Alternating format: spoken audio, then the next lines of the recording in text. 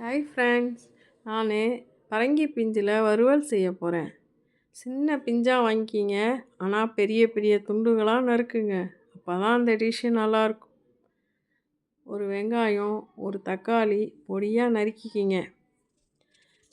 இந்த டிஷ் ரொம்ப நல்லாயிருக்கும். லைக் கொடுங்க. 2 மிளகாய் போடுங்க. மிளகு அரை ஸ்பூன் போடுங்க. அரை ஸ்பூன் ஜீரகம் போடுங்க. அரை ஸ்பூன் சோம்பு போடுங்க. 4-5 சில்லு தேங்காய் போடுங்க.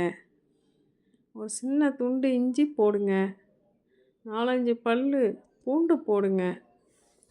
கொஞ்சம் தண்ணி ஊற்றி அதை நல்லா அரைச்சி நைஸாக வச்சுக்கோங்க.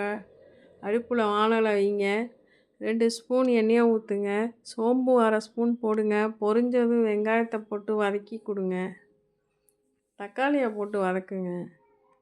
நல்லா வதங்கினோடனே நம்ம அரைச்சி வச்சு இந்த விழுதை ஊற்றுங்க. நல்லா வதக்கி கொடுங்க. 1/4 ஸ்பூன் மஞ்சள்தூள், தேவையான உப்பு, 1 ஸ்பூன் குழம்பு மிளகாய்த்தூள் போடுங்க. போட்டு வதக்கிட்டு காயை அள்ளி வைங்க.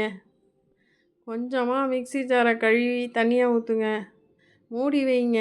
10 நிமிஷம் வெந்ததும் திருப்பி விடுங்க. கொத்தமல்லி இலை போடுங்க.